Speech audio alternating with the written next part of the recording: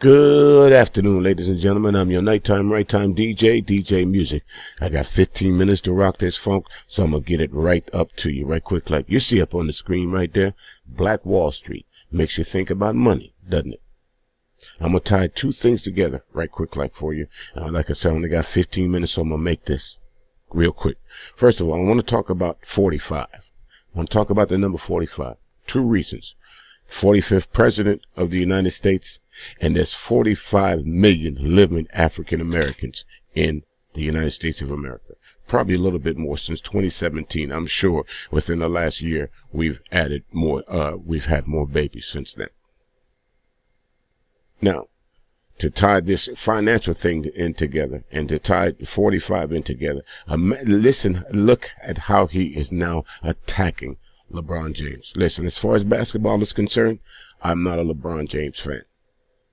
He's a great basketball player, but you know, everybody has their, everybody has their favorite basketball player. Of course, during my generation, Michael Jordan just happened to be my favorite basketball player. Won't anyone replace that? I'm sure some folks can say that about Dr. J or whatever. You know what I mean? But notice how the president is wrapping up his attacks on rich African American men, because he understands that financial freedom is a danger to white supremacy. He understands the more and more wealth that the African American community shares and keeps to itself, that we could literally change the scope of this country. Unfortunately, corporate America spends billions and billions and billions of dollars to keep us divided, so we don't understand that. They spend millions of dollars to keep us economically divided amongst each other, to where if a black person opens up a store in a local neighborhood, another black person will find 50 reasons to why they shouldn't shop there. Oh, this is this, that is that, that is that. You'll leave your neighborhood to go shop somewhere else. It's true fact, folks. In most Korean and Chinese neighborhoods, the money that they go outside of their neighborhoods and earn stays in that community for at least 7 to 15 days. Whereas in the African American community, the money that we go out and earn stays in our community for less than 24 hours. True fact. Look it up for yourself. Now, what prompted me to bring this up, number one, okay, you see Black Wall Street, and you see what corporate America did in order to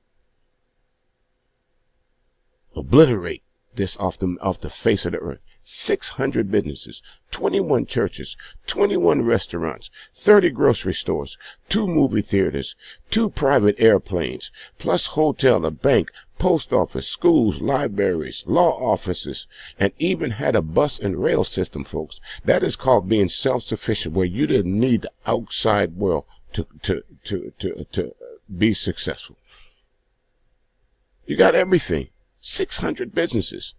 That covers a lot, folks. 21 churches. You could worship in 21 different churches in Tulsa, Oklahoma, Black Wall Street. Think about this. Go to look at the land size of Tulsa, Oklahoma. Just for that area. That is huge. 21 restaurants. 30 grocery stores. People were doing business with black people. In order for any of this down here to exist, you had to have someone bringing these goods and services in and out of this community. So they had to be trading and buying from somebody. Money is what these folks had. They were economically and structurally sound until, as the Gap Band said, another thing is you'll go through these different things about Tulsa, Oklahoma, but you'll never hear the connection of the Gap Band song, You Dropped a Bomb on Me, and the bombing of Tulsa, Oklahoma. Basically, they bombed this city out of envy, out of spite, because it was successful. White America white supremacists could not stand the fact that these black uppity, and I'll say it, uppity niggas was doing better than 90% of white America in Tulsa, Oklahoma. Some people in white America in 1921 were still living in dirt huts, still didn't have running water.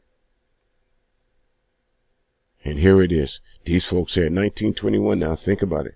You're not too far removed from slavery. And think of all the laws that were passed during this time to eliminate blacks from reading, blacks from owning any property. And here it is in Tulsa, Oklahoma. You got 600 businesses, 21 churches, restaurants, grocery stores. Economically sound. So getting back to the other 45, there's 45 million African American men, women, and children in this country. Probably a little more. That census was taken in 2017. Here's 2018, almost over. So I'm sure we've added. Now think about this, folks. Actually, let me say this. I want to say thank you to Colleen Vines for sending me this little video on Facebook, and I'm going to play it for you for a minute. It's a white guy. And when you first look at the video, you automatically start to you're thinking, that's something I'm going to have something to say about it. There's a white guy talking shit on black folks.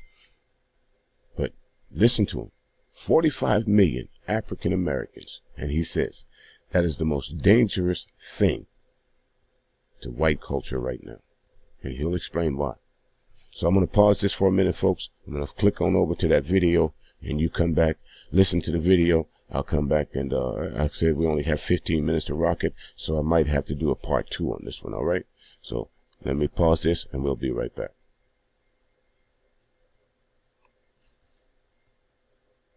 All right, folks, there it is right there in front of you. You see the face of this guy, but as you look at the bottom caption, it says was posted on World Star Hip Hop. So thank you, Colleen, again. And you guys take a listen to this guy. 4 minutes and 14 seconds. Black people, pay attention. Hi, guys. Black America is potentially the most dangerous group of humans alive today. Dangerous to who? Dangerous to the corporate empire, Illuminati, imperial scum, whatever you want to call them, white supremacists. Why are they dangerous? Well, there's 45 million black Americans. And the reason they're dangerous is because they're quite easily united. It might seem not true because there's so much division within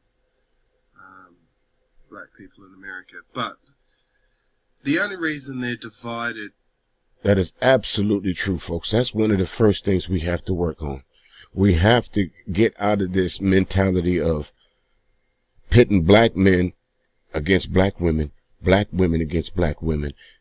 And that's the number one way to start rising above right there. This backbiting that we have in our own communities of, well, she thinks she's somebody because she's driving a Benz, or you ain't nothing because you live in a 1-bedroom house, or you don't have this or you don't have that. It's too much backbiting. We all could be on the same financial level if 45 million of us decided to say, fuck it. Let this man finish. Is because the corporate empire spends billions of dollars keeping them divided because they are potentially dangerous. What makes them dangerous? Well, 45 million people united in the US would be very dangerous.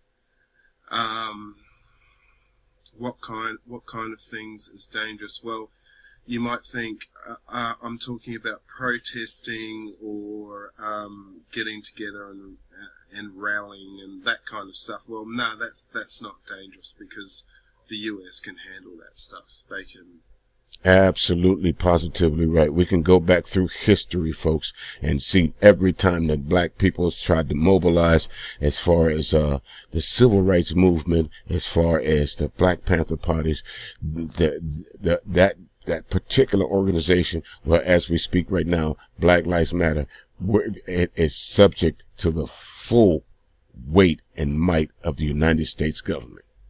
You know where you can find a history, or if you wanted to look for some of the memorabilia of Black Panther parties, you'd have to go to a museum.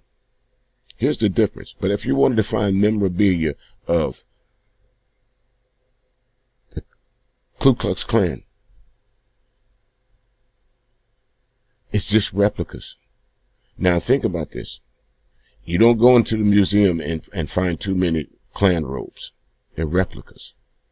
Who is still wearing these robes? Who's cleaning these robes? Who's putting all these patches? Who's behind the wear and tear of this? The only place you can find different things about the Black Panther Party is in a museum, and usually it's full of bullet holes. They're set up for it. They can imprison an indefinite amount of people. That's not the kind of danger I'm talking about. 45 million people united could do some serious damage to the financial market. I mean, if you had 45 million united people that got together and decided they're going to create an alliance, and they're going to decide on a daily basis how they spend their money, that would be dangerous. The thing that threatens the corporate empire, Illuminati, whatever you want to call them, the thing that really threatens them is a group that could control their bank accounts. That's all we needed to hear about that, folks. Let me pause this, and I'm going to go back to the other screen. We are back, folks. If you want to see the full video to that, just come on over to my Facebook page. I'll have it posted over there, and you can check it out. But the man is absolutely right. Case in point, folks. Every once in a while, I ride the public transportation in Atlanta. And just on observation, myself personally, I see that the majority of riders on the MARTA system, whether it be the bus or the rail or whatever MARTA is African American. Just think, if for one solid week, no African American decided to ride MARTA.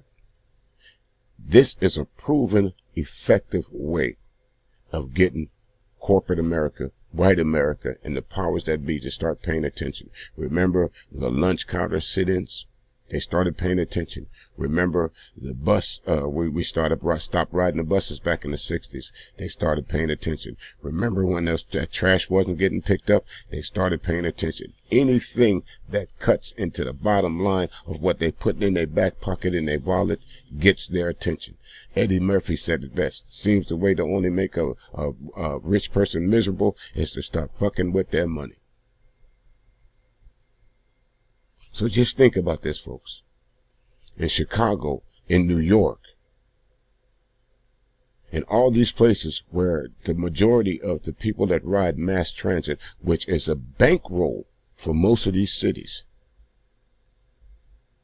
a bankroll. Think about this. Now, some of these cities' mass transit systems run 24 hours a day. So that's a constant source of revenue. That's like a ATM, just putting the card in and money just keep rolling out of it.